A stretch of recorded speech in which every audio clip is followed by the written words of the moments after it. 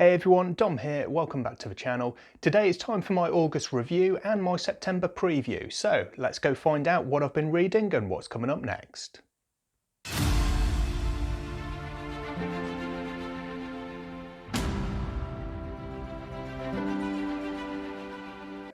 So August has been and gone and we're into September, and last month it wasn't a great reading month for me in terms of volume, but that doesn't matter because it's not all about the quantity, and quite frankly there are more important things in life than reading. Now the last week or so has been a bit hectic for me, so I'm a bit behind with my filming schedule due to one reason or another. My wife and daughter have been away on holiday visiting relatives. They returned a few days ago, and then yesterday my little girl started back at school for the new term, so we've been busy trying to get everything set for that. Hopefully now though I'm back to normal and both my reading and my video schedule can be back on track. So last month I only managed 3 books, and one of those was a bit of a push actually to finish in August. I actually read the last 50 or so pages on the first day of September, but I've included it in my August stats because it makes more sense to put it in there with the rest of the book than it does in September. So to run through a few stats, first of all, those 3 books covered a total of 1466 pages, which averages out at 408 pages per book. And you'll see the breakdown in a minute, but the average rating for those 3 books was 3.5. So not a terrible month, but definitely could be better in terms of the quality. In terms of how that looks against the year's figures, year to date the total page count is 14,129, which gives me an average book length of 505 pages. So August figures are not too far off that in terms of the averages, just a little bit below, but I have read some chonkers so far this year and I'm going to read a few more in the coming months as well.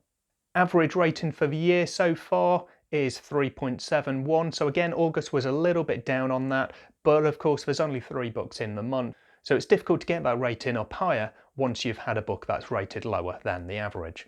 Now the other little fun stat that I've thrown in for myself is days since my last 5-star rating.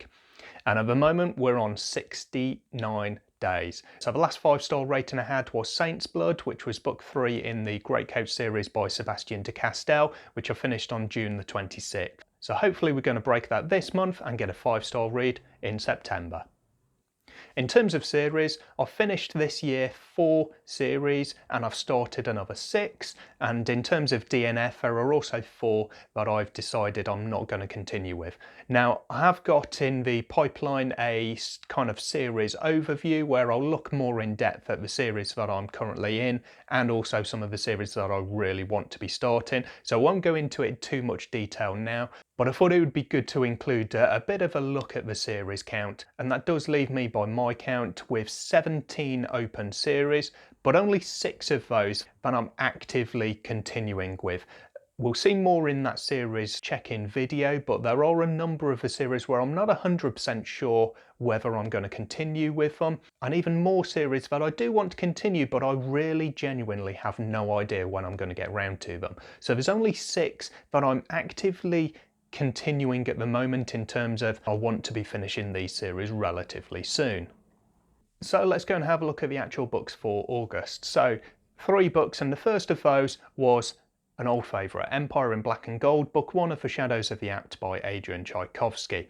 Now I've spoken about this series and this book quite a bit on the channel so far, so I won't go into too much depth, but this one was a reread as part of a read along with the Library of Alexandria, reading the first 4 books of the Shadows of the Apt series from August through to November. So I really enjoyed going back to the Shadows of the Apt. I'm not big on reread. I very rarely read a book more than once, if nothing else because there are just too many books and not enough time. So it was rare for me to be going back to this book in the first place, but I really enjoyed it when I did. I loved being a part of the chat in Alan's Discord server and also to be part of a live chat along with Alan, Christy and Joe, which was on his channel recently and I will link to in the cards. This book though was a 4-star read for me. When I read it originally it was over 10 years ago and I didn't have my current rating system in place at the time. So another good thing about the reread I did in August was I was able to include it on my rating scale as well. So on there I'd say a 4-star read, and it came out as 80%, which is a perfect reflection on my own individual weighted score. That put it at number 19 on my ever-growing list of the books that I've read and rated on this scale. So a really good showing for Empire in Black and Gold, and I'm still deciding whether to carry on next month or this month now with Dragonfly Falling, book 2 in the series, but we'll have more on that in a couple of minutes. Book 2 that I finished this month was Among Thieves by MJ Kuhn. This was an ARC that I received a review copy via NetGalley, and I was quite excited to read this book because it did sound pretty decent to me. I do like a fantasy heist, and I don't see too many of them, certainly that I've felt have been really nicely done. So I was looking forward to this one and seeing how it panned out. This one didn't quite live up to the expectations that I had for it, which is obviously a shame, but it was at the same time a good book. It just wasn't quite a great book. So I rated it 3.5 stars. As usual, I'll link the video review that I did up in the card so you can go and have a look in more detail about what I thought of this book and this world and the characters and so forth. On the weighted scale, this one came out at 71%, which put it in equal 44th on the list, so not terrible but not great. I do recommend it if you like a fantasy heist. It's definitely been likened to Leigh Bardugo's Six of Crows, and I can see why those comparisons have been made. It is a completely different book, but obviously we're dealing with a similar kind of core topic in terms of the heist. We're travelling to a basically impenetrable island with a gang of crooks who are going to pull off this essentially impossible heist. So there's plenty of twists and turns in there, but for me, I just don't think the twists and turns were quite clever enough, or maybe quite prevalent enough in terms of what you would normally expect to see from this kind of heist scenario. I can't remember actually when this book is out for release, but I think it's in a few days' time. I've got the 7th of September in my head. So if it is one that you're looking to pick up, by the time you watch this video, it's going to be released or very close to being released. And then the third book that I read in August was The Dark That Dwells by Matt Digman and Ryan Roddy. Now this one's a bit of a departure from the plan. I had planned for August, after the 2 books that I've already covered, I'd planned to read The Priory of the Orange Tree and The Dragonbone Chair, both as part of read-alongs with the Wizardly Duo Discord. When I came round towards the end of Among Thieves though, I really was not in the mood for either of those 2 books. So I had a few books that I thought I might give a go, either in fantasy or sci-fi. So I put it out to a few of the friends on the Discord server. They decided, first of all, sci-fi should be next up. And it's been a while since I've read a sci-fi anyway, so I wasn't too displeased with that. And of the options I put out there, the guys picked The Dark That Dwells. So I was quite pleased with that. I'd recently picked this up. It was on sale for I think 77p, which is an absolute bargain. Even for an ebook, it's difficult to turn down a book that you're already interested in when it's at such an attractive price point. Book itself I did enjoy. I haven't filmed a review yet, but I'll get on that in the next week or so, I hope. The concept was really good. I did enjoy various elements of it, and one thing that I really picked up at the start of the book was the level of detail that the authors went into in describing what we were seeing, who these characters were, what they were wearing. You could paint a really good picture of what was going on. The downside for me is I don't think that quite carried on fluidly throughout the entirety of the book. Towards the end, I was really finding there were action scenes that were just so intense, so many things going on left, right and centre that it was difficult for me to picture them in my mind. I was having great difficulty in following exactly what was going on. It was really kind of off-putting in this book that I've been enjoying up until that point. So getting towards the end of the book, I really found it a bit difficult going, and I was slowing down in my reading. I found myself almost rushing, trying to force myself to finish this book rather than having it drag on too long. So that's obviously not a good thing, especially in a book that I had been enjoying. Overall, I rated this book 79% on my weighted scale, which puts it in equal 50th position. So not fantastic, but there are obviously a number of books further below that, as well as the 49 that I placed above it.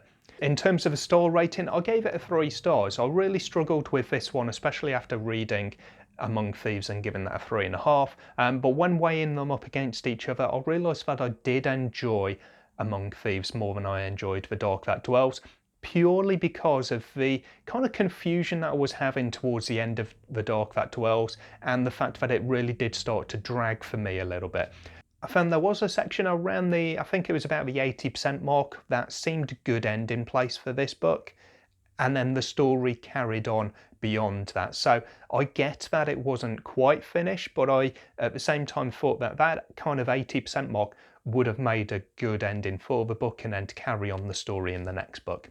Now, I will be looking at book 2 when it comes out because I did enjoy the world and the concept and the characters, and being the first book for these authors, I'm also hoping that book 2 will be a bit more polished, as is pretty much always the case when you get a debut release and then you compare it to the sequel.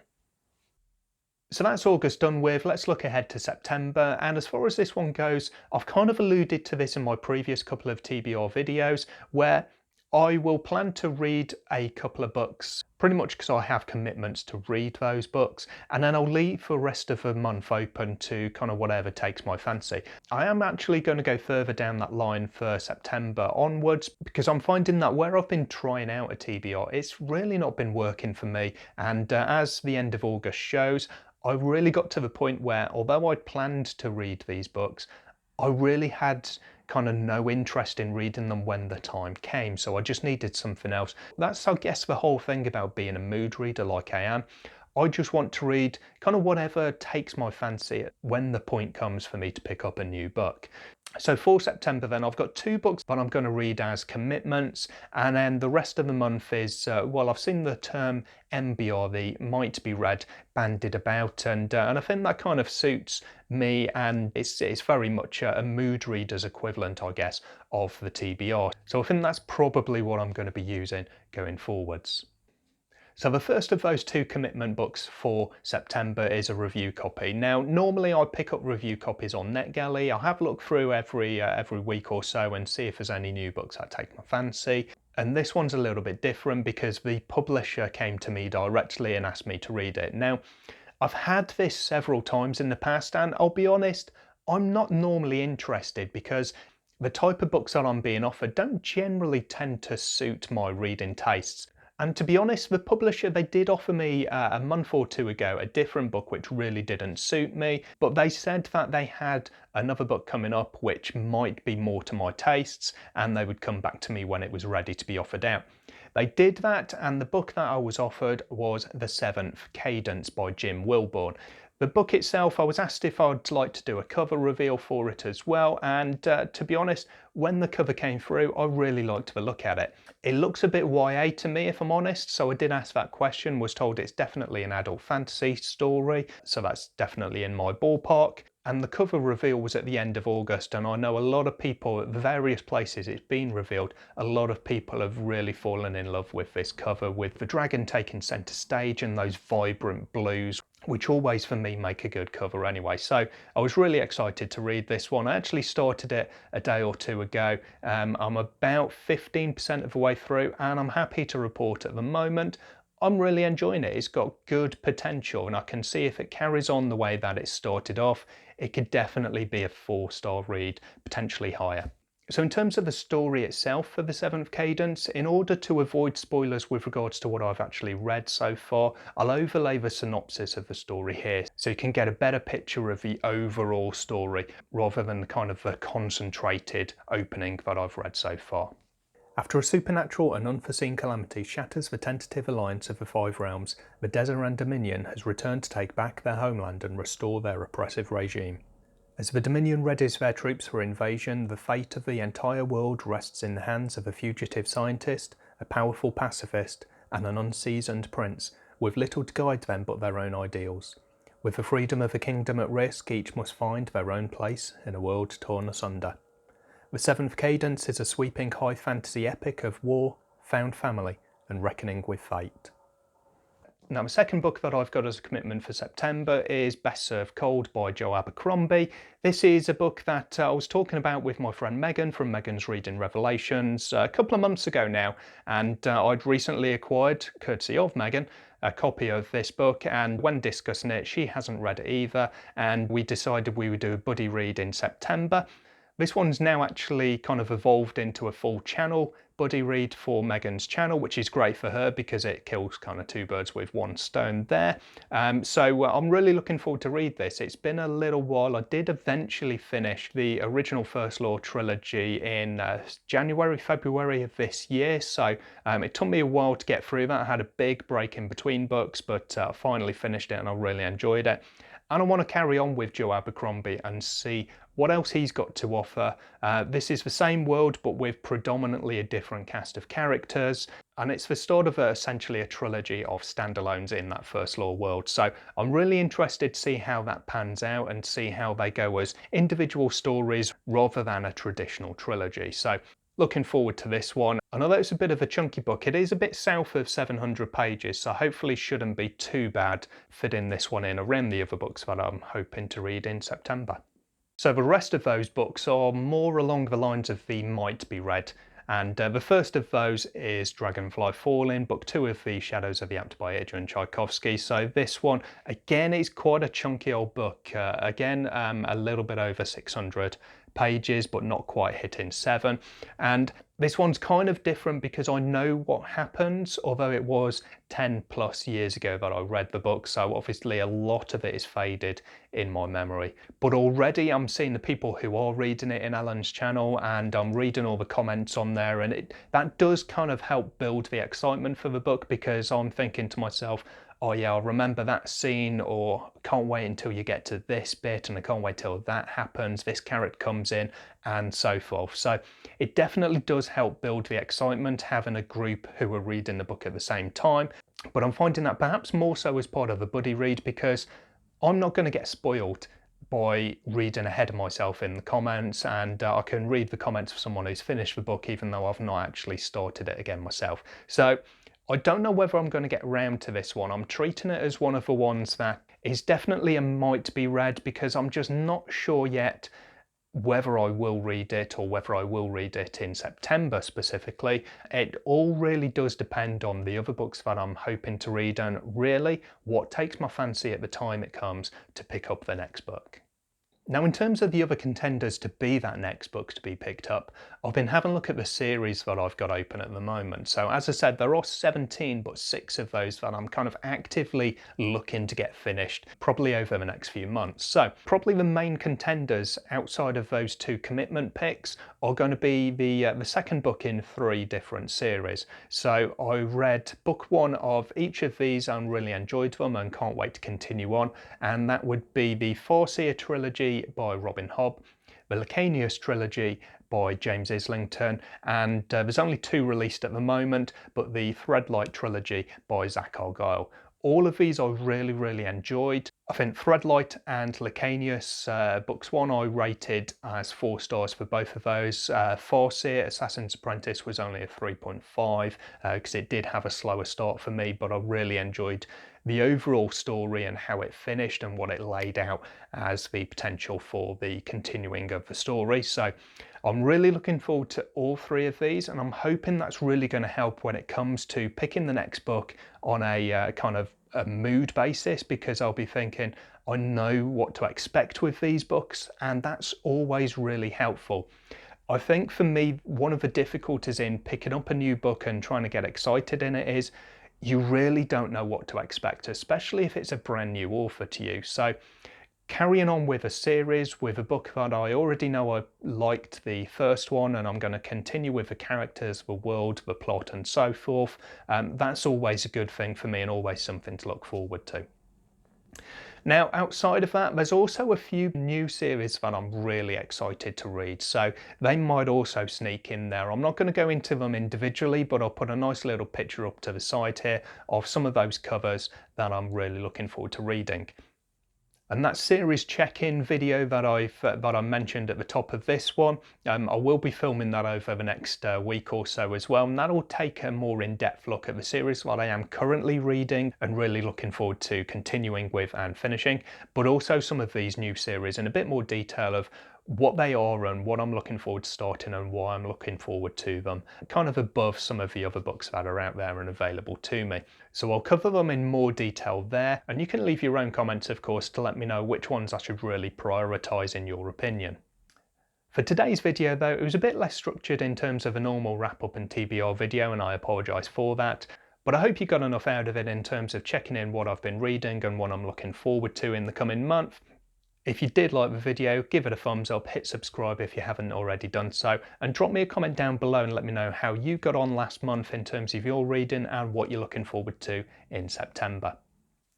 That's it for today though, so hopefully I'll catch you in another video soon. Until I do, take care of yourselves, read some good books, and I'll see you later.